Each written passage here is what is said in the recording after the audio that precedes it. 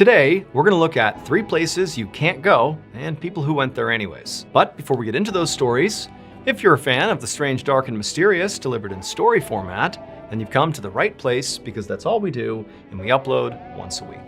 So if that's of interest to you, please sneak into the like button's house and slightly unscrew all of their light bulbs so they don't turn on. Also, please subscribe to our channel and turn on all notifications so you don't miss any of our weekly uploads. Okay, let's get into today's stories.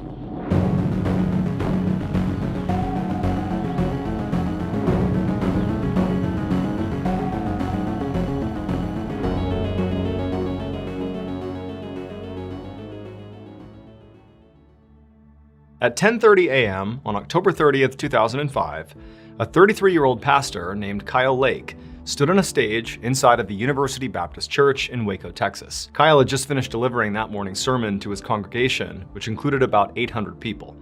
And now he was about to welcome a new member, a young woman. So Kyle had been the pastor of this church for the last 7 years. And over that time, the church had really grown and evolved, really directly because of Kyle's leadership. He was known as being a very thoughtful and educated pastor, who was also known to be quite fun and progressive. He often would play pranks on the congregation and keep things really light, even if he was in the middle of a very important sermon. And people liked that. It made him relatable. And so because of Kyle's youthful energy that he clearly gave off, he had sort of gradually shifted the congregation to being a much more young crowd. Predominantly the folks who attended the church were college kids, or roughly that age. And also his wife was an attendee at the church, as were his 3 little kids, who at the moment, as he was up on stage, they were across the hall attending kids' Bible study. Now for Kyle, welcoming a new member into this church had become a very big deal for him. He in fact had this special ceremony he would perform for each and every new member. And really the whole congregation got behind this ceremony. And so today, Kyle was about to do this ceremony with this new member, this young woman. And so Kyle, in front of the whole congregation, he calls this woman up, come on up, we're gonna do the ceremony to welcome you to the church. And so the woman, she gets up and she walks up to the front of the stage and she smiles, and Kyle says hello to her and sort of introduces himself, and the whole church is listening. And then Kyle, as part of this ritual, moved to the very center of the stage where the actual ceremony was going to take place.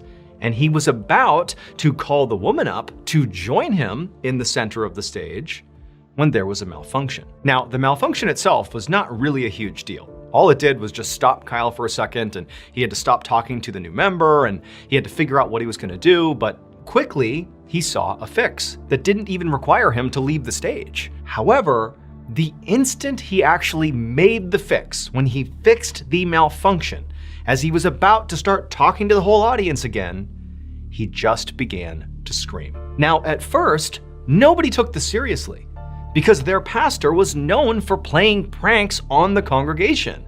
And so everybody just thought it was a prank, albeit a strange one. I mean, he's screaming at the top of his lungs, but everyone's sort of looking around like, this is a prank, right? But then Kyle's screams began to include words. He began screaming, "Help! Help me!"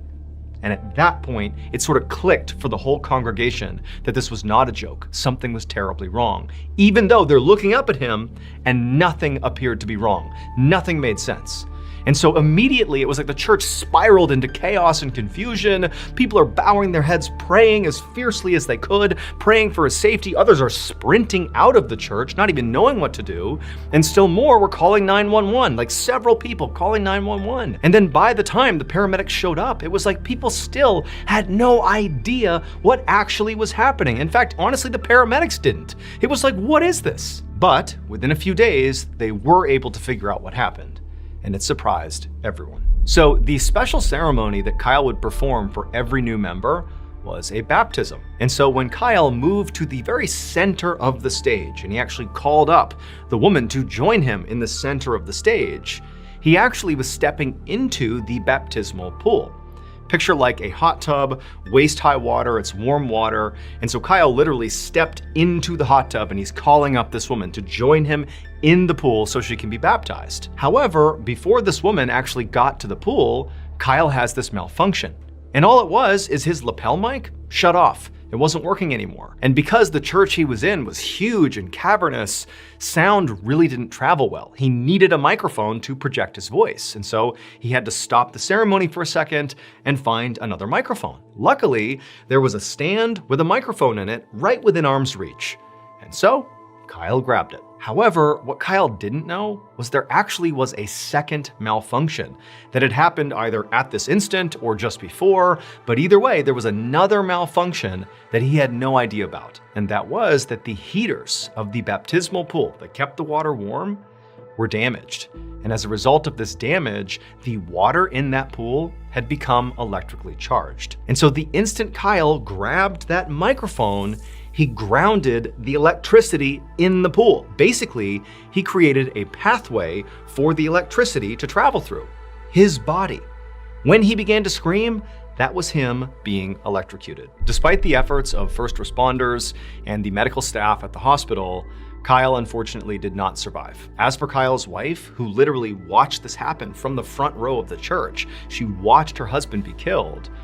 She ultimately sued the electrical company that installed those heaters in the baptismal pool, and she would settle for an undisclosed amount of money.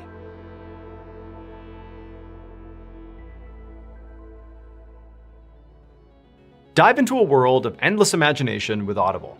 Whether you like to listen to stories, seek motivation, or just need expert advice, you can be inspired to imagine new worlds, new possibilities, and a new way of thinking.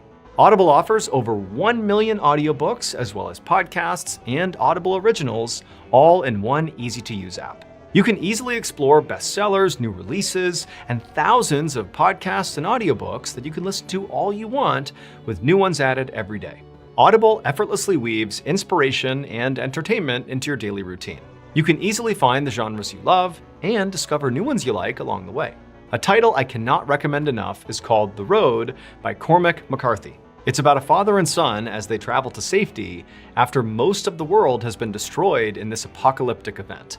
It's an incredible story of survival and hope. It's an amazing narrative. You gotta check it out. With Audible, there are endless audiobooks to choose from to fuel your imagination. There's more to imagine when you listen. Sign up for a free 30-day Audible trial and get your first audiobook for free. Just go to audible.com/MrBallin. Again, that's audible.com/MrBallin for a free 30-day trial. Okay, back to the stories.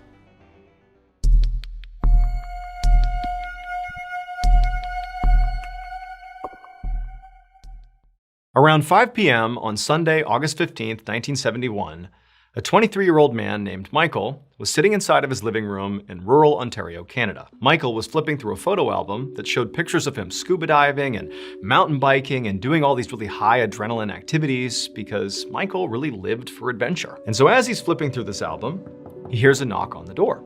So he stops what he's doing, he goes to the door, he opens it up, and there's this police officer who's totally frantic and is speaking a mile a minute, and he tells Michael, hey, so we had this guy who was swimming in a lake nearby, and he went missing. He's been gone for over an hour now. We don't know where he is, and we were asking around, does anybody have any scuba diving equipment or experience, because we need to get in there and look for this guy in the lake, and everybody said, you're the guy. You have scuba equipment, and maybe you might be able to lend it to us, so that, the police could go in there and look for this guy. Now, Michael was kind of caught off guard by all this. I mean, this was not a typical occurrence to have police show up and have this type of request, but Michael immediately felt this sense of responsibility.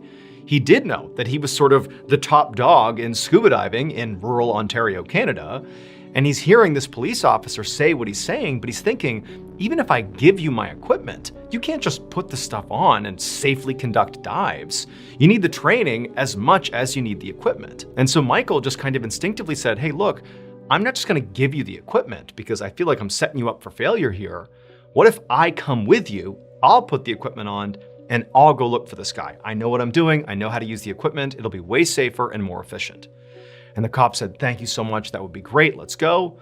And so Kyle, he went and got his scuba equipment, and before long, he had thrown it in the police cruiser, and the two of them were flying towards the lake. About 30 minutes later, Michael and the police officer pull into this parking lot, this wooded lot with trees everywhere, and straight ahead of them, through the trees, they can see down below is this big lake. And then to the left of the lake is a big dam, and then beyond that, over to the left side of that, is a river. And so where the swimmer had gone missing was in the lake portion. And so Michael quickly hopped out of the car, he grabbed his scuba gear, and then he and the officer took off running through the trees down to the lake. And when they got down there, Michael scanned the area and he saw there were all these police officers and park employees. There were other people who clearly had just come to the lake that day, like tourists, and everybody's kind of scanning the lake. No one's really in the water, but everyone's sort of walking around the perimeters, like hoping they can just see this missing swimmer somewhere. And also Michael noticed clearly the family of this missing man was, off to the side, and many of them were crying. But it definitely seemed like no serious search effort had really happened yet. It's like everybody was just kind of waiting for something to happen. And so when Michael shows up with all his scuba gear, it was like everybody looked at him as like, oh my goodness, thank you. Like, get in there, find him. Like, I bet he's okay. Like, get out there. And Michael, he's thinking to himself that he hadn't done a search like this before, but the fact somebody was missing for that long already did not bode well.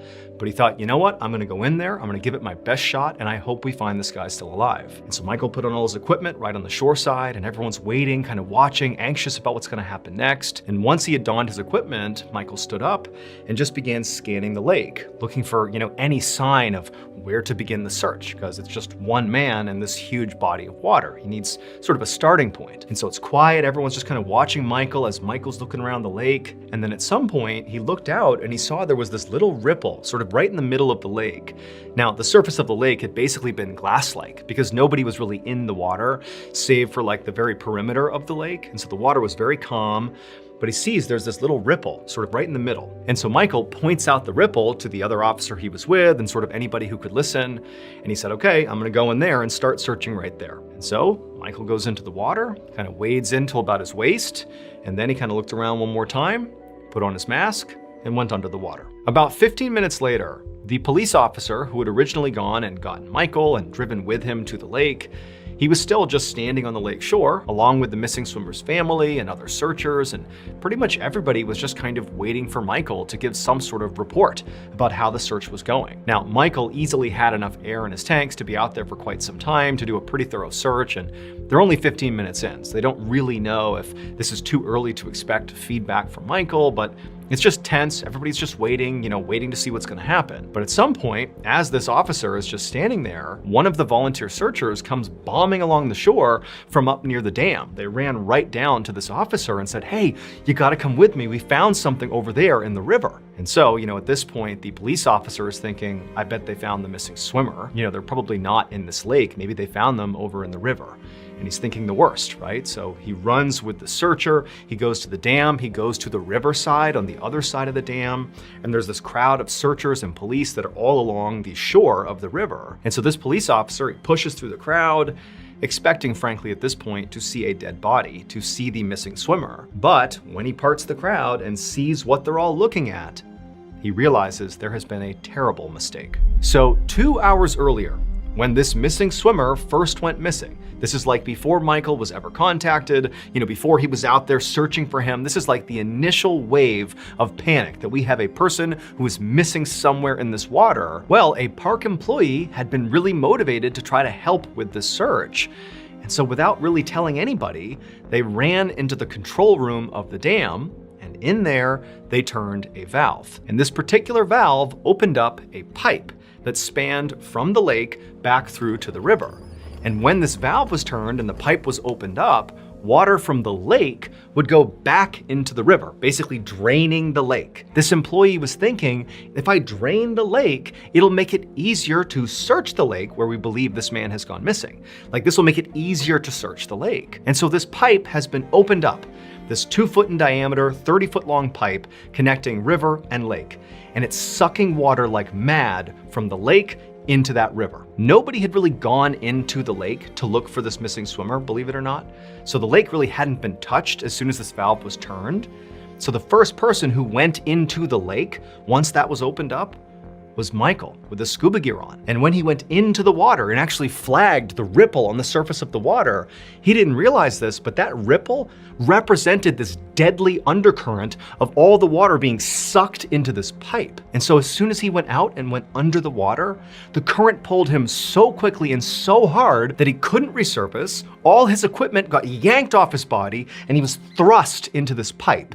And in the pipe, he got stuck and he drowned inside of the pipe before eventually being forced out the other end, where his body spilled out onto the shore of the river. That's what everybody was crowded around once they got up to the riverside: Michael's dead body. 4 hours after Michael's body was found, they would find the missing swimmer. His body was located about 150 yards away from where Michael had first entered the lake. His body was found on the shore of the lake, and so Michael had sort of been close, but unfortunately that current had pulled him under and killed him. Today, the lake has been permanently drained, in part because of this tragedy.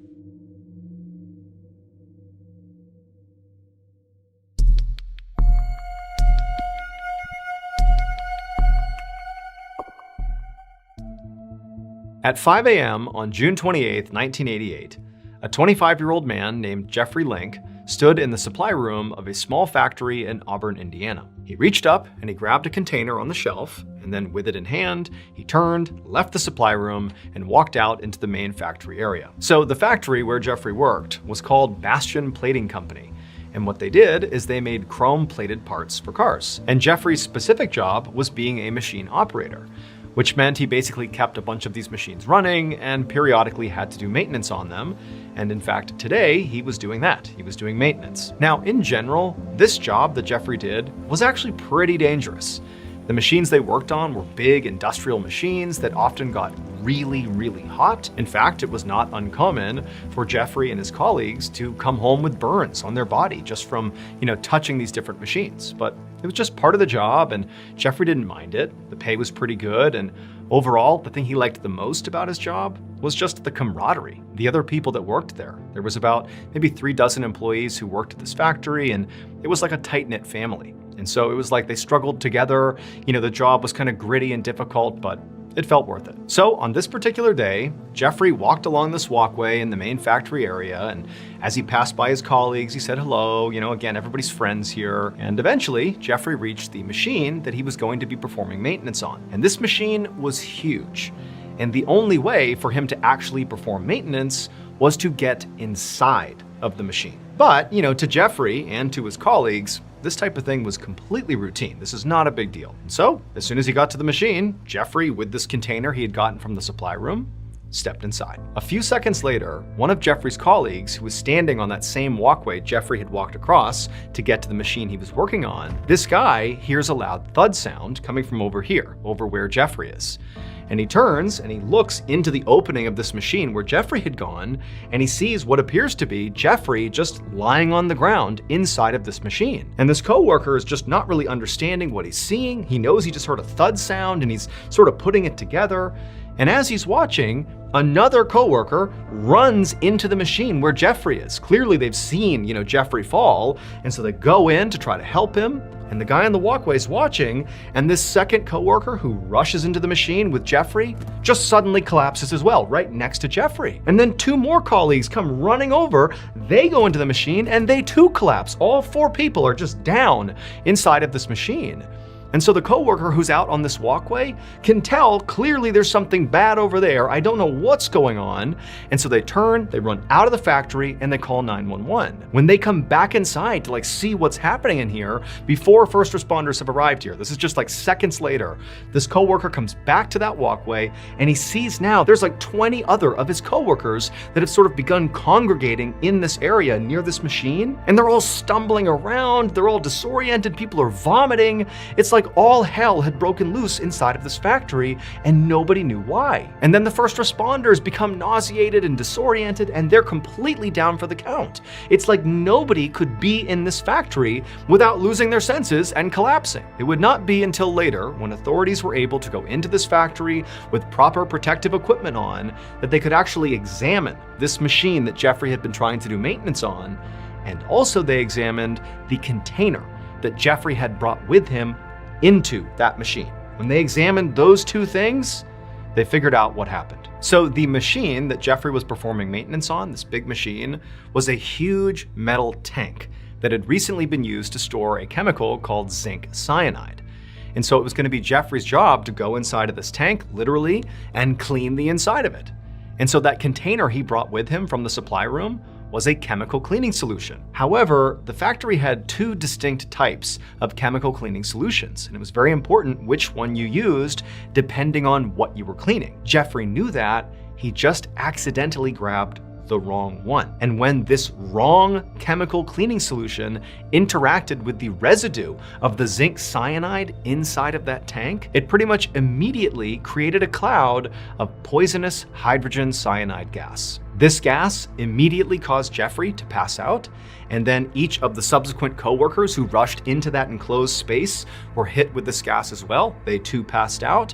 And as the gas continued to grow and spread, and as more people showed up to see what was going on, the gas began causing other people to pass out and get sick, all the way until, first responders were there. It was like the whole factory was filled with this poison. And so between the factory employees and all the first responders, in total, 39 people were hospitalized from this poisonous gas. And of those 39 people, 5 people died, including Jeffrey, the 3 people who rushed in immediately to try to help him and passed out next to him, as well as 1 additional coworker.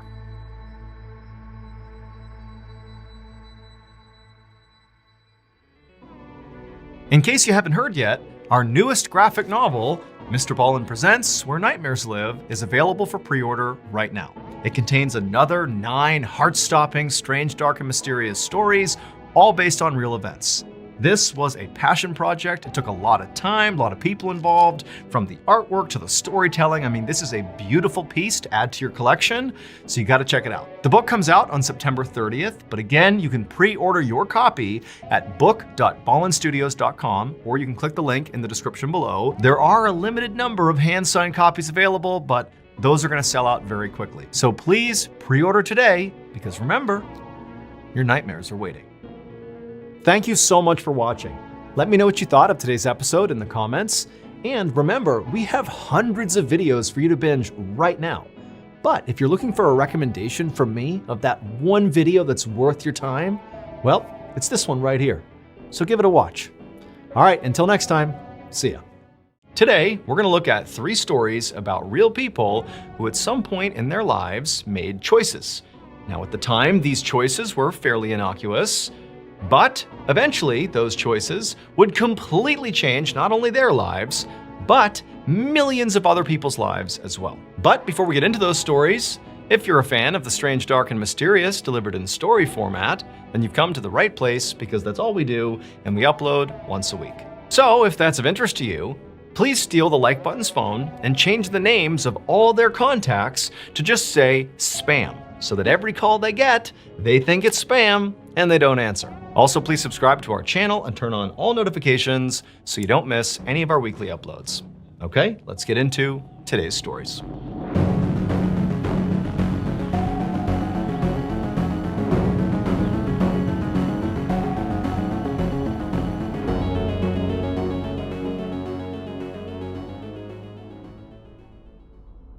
On January 17, 1977, a 36-year-old man named Gary Gilmore walked towards an abandoned canned food factory in Draper, Utah. Gary was surrounded on all sides by guards because they were afraid that Gary might try to run and not go inside of this factory. But Gary was not about to run. He'd been waiting for months for this, and he was ready. So Gary, along with the guards at his sides, made their way towards the factory, and then without any hesitation, Gary stepped inside. And what he saw was this big, cavernous, open space with no equipment in it, nothing. It was just basically this massive empty space and one chair pushed up against the far back wall. Gary knew he was supposed to sit in that chair. So without even being told, he just began walking across the floor towards it. And then when he reached the chair, he sat down. And once Gary was sitting, the guards that had walked him in began strapping his wrists and his ankles to this chair so he couldn't move. And as they did this, Gary didn't put up a fight. He just sat there staring straight across to the other side of this factory. And on the far side of this factory was one other thing inside of the space. It was like this big curtain, like somebody had wheeled out like this massive curtain that was protecting something on the other side. And as he was staring at this curtain that was sort of perpendicular to him, he saw there were 5 evenly spaced cutouts across the curtain. And even though Gary couldn't actually see anything in any of these cutouts, he knew what was behind them.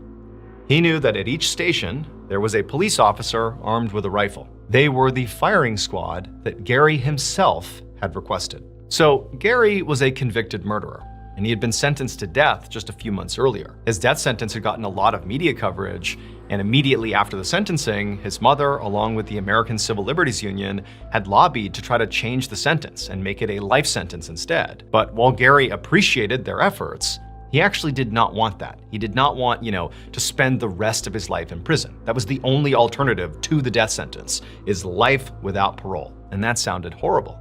And so instead, he had basically pushed to go forward with his execution, and he was very specific about how he wanted to die. He wanted to die by firing squad, and that had been granted to him. And so after the guards had finished strapping Gary into the chair, they backed off, and then the chaplain came over and read Gary his last rites.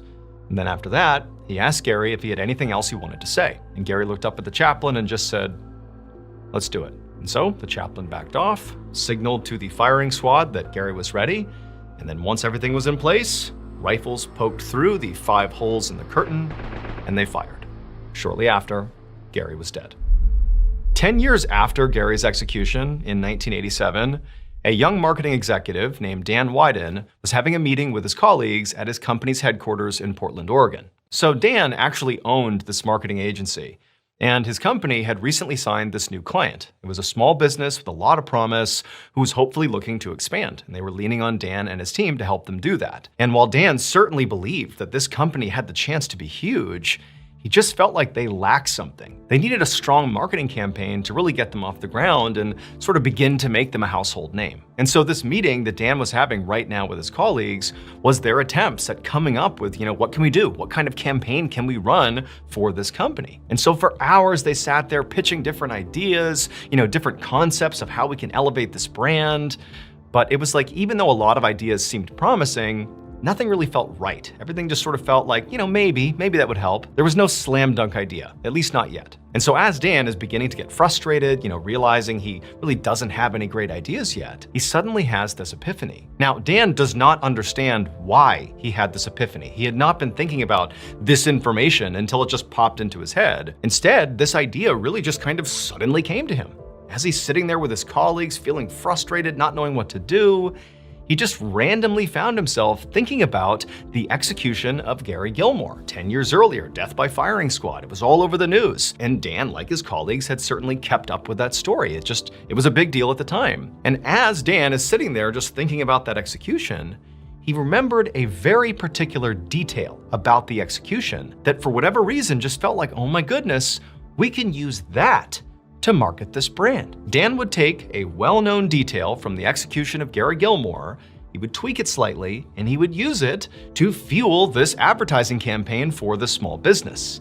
And it would work amazingly. In fact, this campaign was so successful, it literally doubled this company's business practically overnight. And this campaign, it featured a slogan that has since become arguably one of, if not the most famous slogans for any business in the entire world. The slogan that Dan created as part of this very famous campaign was based directly on Gary Gilmore's final words: "Just do it." Dan's client, that small business, was Nike.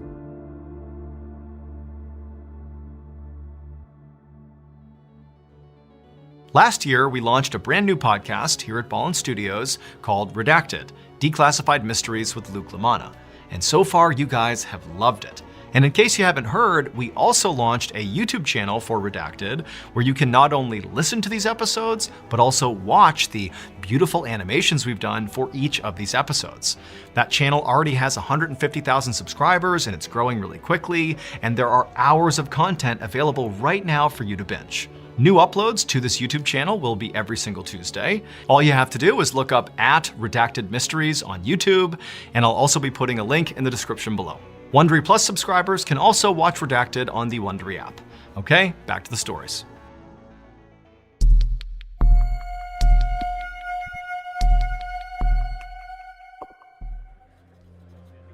One night in 2009, a 23-year-old man named Chris, along with his date, walked into a McDonald's in London, England. The following day, Chris had a very important job interview in the morning, and so this dinner in McDonald's was going to be the last part of the date. There were no plans beyond this. This McDonald's was dirty, it was loud, it was packed with people, so not exactly a romantic location for a date, but this was all Chris could afford. In fact, he really needed that job the next day because he just didn't have much money. But for now, this was the best he could do, and so he put on, his best smile and looked at his date like, "Is this okay?" And she kind of looked back and smiled like, "I get it, it's fine, we can eat here." So they hopped in line and they waited, finally got to the counter, they ordered their food and their drinks, and then after receiving them, they turned around and looked for a place to sit down. But as they looked around, they saw every table was taken, literally every one. And so Chris and his date began looking for tables where, there were at least a couple of empty seats. Maybe somebody was sitting there, but they might allow Chris and his date to sit with them. And so they began walking around, and eventually they would find a table where there was just this one guy sitting there. He was sort of minding his own business, just eating his meal. He was not taking up the whole table. And critically, there were 2 seats at this table that were unused. And so Chris kind of tapped his date and pointed to the table. And then the 2 of them walked over, and Chris very politely asked this guy, "Hey, would you mind if we sat here too? We won't bother you. We're just gonna eat and we're gonna get out of here." And the guy just kind of looked at him and he was like, "Sure, go ahead." And so Chris and his date, they sat down and they began eating and chatting, and it was all fine. But as they were eating and chatting, his mind kept going to the next day. He had that big job interview the next morning, and it was just really the only thing he could think about. In fact, he tried hard to focus on his date, but he was just so anxious about this interview that he just couldn't, and so he found himself not really eating and just kind of waiting for the date to be over so he could just go home, go to bed, and focus on tomorrow. But as he's sort of distracted and his date's chatting about whatever she's chatting about, he realizes the guy they're sitting with is no longer just looking at his food. He stopped looking at his food and he's just staring across the table at Chris's date. And the way he's looking at the date does not seem friendly. And so Chris realizes, okay, what's going on here? Did she say something? Did he say something? And so Chris kind of snaps out of his anxiety about the interview, and he looks at this guy and he's like, "What's going on?" Because again, this guy's just staring at his date. And this guy, sort of unprompted, without even looking at Chris, just begins insulting Chris's date, insulting the way she looked, insulting the way she talked. And Chris is like, "What's going on here?" He's looking at his date like, did I miss something? Remember, he was sort of distracted a minute ago. But then eventually this guy, he says to Chris's date, "You're an ugly pig." And at this, Chris is like, "I can't just sit here." And so Chris, who had actually never been in a fight in his whole life, just sort of reflexively stood up and he was like, "Hey man, get up." Like he's gonna fight him here. But as soon as he did that, Chris realized he had made a horrible mistake because Chris, he was only about 5'8" tall. And this guy, just the way he'd been sitting at the table, Chris hadn't really seen his full stature. And this guy, when he stood up, towered over Chris. But Chris, he was not a scared guy. He hadn't fought before, but he was defending his date's honor here. And he kind of looks up at this guy, and he just kind of winds up and hits him once. But then this huge guy just proceeds to beat the living crap out of Chris right there in the McDonald's. The next morning, Chris walked up to this big fancy building in London for his job interview. And Chris was doing his best to be confident, but it was really hard given the circumstances. So the previous night, after Chris had been battered by this total jerk, eventually the guy had stopped and stepped off of Chris, and Chris had gotten back up again, and the guy kind of wandered off and was not held to account in any way. He just kind of left the restaurant and vanished. But Chris, he got to his feet and he looked at his date, and she was totally rattled by it. And Chris was super embarrassed at this point, and he kept apologizing to his date, and she's like, "No, it's fine."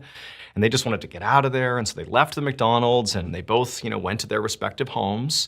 And Chris just went to bed. And then the next morning, when Chris got up early because he has this big job interview, he went into the bathroom and he looked in the mirror and he saw he had this enormous black eye. But even though Chris understood that this very well could affect his chances of getting this job, they're gonna ask about his black eye, and what's he gonna say? "Oh yeah, I got in a big fight at the McDonald's last night." There wasn't really a good excuse for it, and he wondered what they would think of him if he showed up looking like this ruffian, But he was like, "You know what? This is the biggest opportunity I've ever had. I just gotta go in there, try to be confident, and don't let the black eye define the outcome." And so fast forward to later that morning, Chris goes into the building, he arrives for the interview, and before long, he's having his interview, and he can tell they're all staring at his black eye, but nobody brought it up, which was sort of like worse in some ways. He almost wanted to be able to describe what happened, even though it didn't make him look good. But it was like the fact that they're staring at it and not acknowledging it, it really made him feel awkward. But, Chris did his best. He got through the interview, and by the end of it, he had no idea what the interviewers thought of him or what they thought of his ridiculous black eye, but he thanked them for the opportunity, and he left thinking, I'm not gonna get the job. However, not long after this interview, Chris got some shocking news.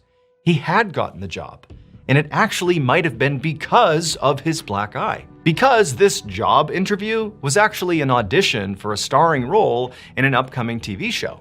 And the character that Chris was auditioning for was this guy who sort of got into fights. And so Chris rolls in here looking like a guy who gets into fights, and they're thinking, oh my goodness, he can hit his lines, he's got the charisma, and look at him. He's even a ruffian himself. He fits the character perfectly. He's our guy. So Chris got cast, and this TV show that he starred in became one of the most popular TV shows in the entire world. And so Chris went from being this guy who could barely afford a dinner at McDonald's to being this amazing actor who was getting nominated for Golden Globe Awards and Emmy Awards. I mean, he truly was an A-list star. Today, Chris is better known by his stage name, Kit Harington. And the starring role that he landed that changed his life was the role of Jon Snow in Game of Thrones.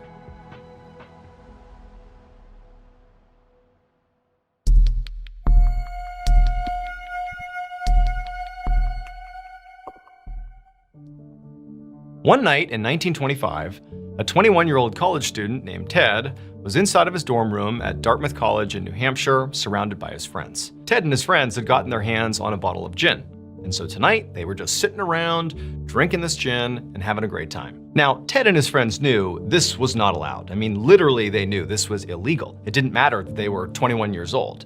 At the time, in the United States in 1925, the country was in the middle of prohibition, which meant no one was allowed to possess or consume alcohol. It was actually illegal. But Ted specifically was willing to take that risk because tonight he wanted to celebrate. Ted was a senior in college and was getting ready to graduate with honors.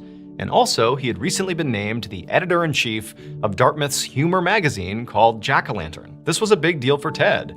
I mean, he had aspirations of graduating and becoming a professional writer and publisher, and it just felt like everything was falling into place, getting this job as editor-in-chief. It was a huge accomplishment. So Ted took a swig from the bottle and passed it around the circle, and before long, he and his friends were all pretty drunk and having a great time, laughing and joking and telling stories.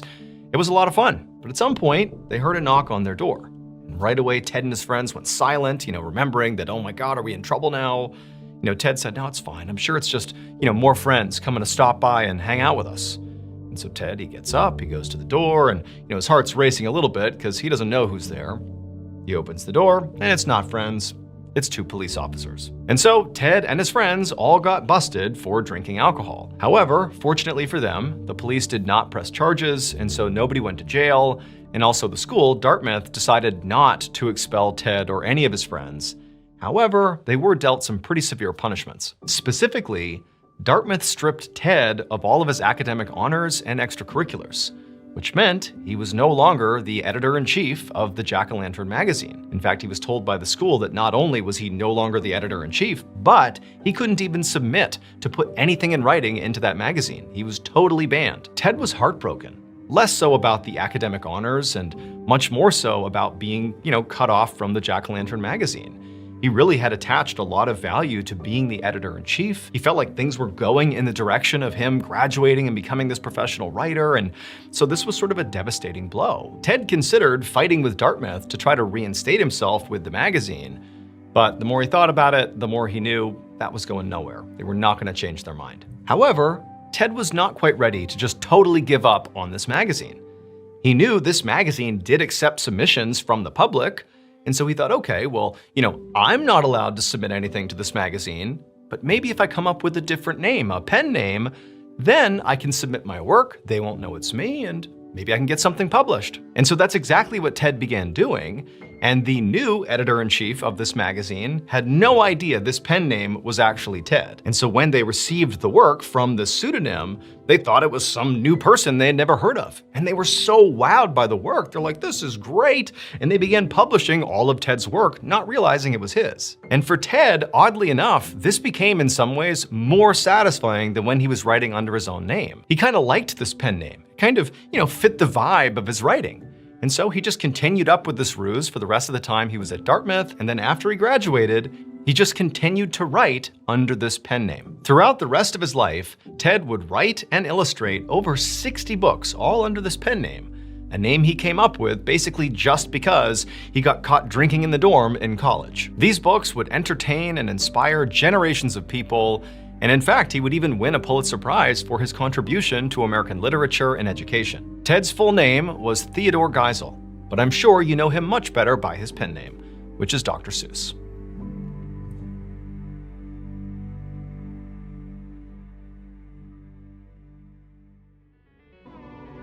In case you haven't heard yet, our newest graphic novel, Mr. Ballin Presents Where Nightmares Live, is available for pre-order right now. It contains another 9 heart-stopping, strange, dark, and mysterious stories, all based on real events. This was a passion project. It took a lot of time, a lot of people involved, from the artwork to the storytelling. I mean, this is a beautiful piece to add to your collection, so you gotta check it out. The book comes out on September 30th, but again, you can pre-order your copy at book.ballinstudios.com, or you can click the link in the description below. There are a limited number of hand-signed copies available, but those are gonna sell out very quickly. So please pre-order today, because remember, your nightmares are waiting. Thank you so much for watching. Let me know what you thought of today's episode in the comments. And remember, we have hundreds of videos for you to binge right now. But if you're looking for a recommendation from me of that one video that's worth your time, well, it's this one right here. So give it a watch. All right, until next time, see ya. দাওয়াতে গিয়ে আমার খাইতে ভালো লাগে না। অনেক মানুষ আছে না, আশের মতন ক্যাতক্যাত করে গলা পর্যন্ত খায়। 1 কেজি খাসির মাংস আনতে পারবেন? ঢিলা পানি ঢিলা, স্বপ্নও ভাবি নাই। সে পস্তাছে বিদেশে, আর আমার আচার পস্তাছে এইখানে। দেখবেন হুট করে কার ছাগল লইছেন? মতিন মিয়া নামে এক বুইড়া লোকের ছাগল। পেটে সমস্যা নাকি? হ্যাঁ? না, গেছে গা, ঠিক আছে। এত চিন্তা করার কি আছে? উপরে আল্লাহ আছে না? চা খাইবেন? তোরা রিকশা উঠতো, আমি দিয়ে আহি তোকে। সি ভাইজান, এটা কি কোন? আমি নামাজে গেলাম। আরে না, ঈদের জামাত, উপায় আছে দেরি করনের। আচ্ছা হুনো, কাশেম কাকার বাড়িতে যাবো নামাজ পড়া, মাংস বানাবো, মাংস লইয়া উনে। তাড়াতাড়ি আইসেন।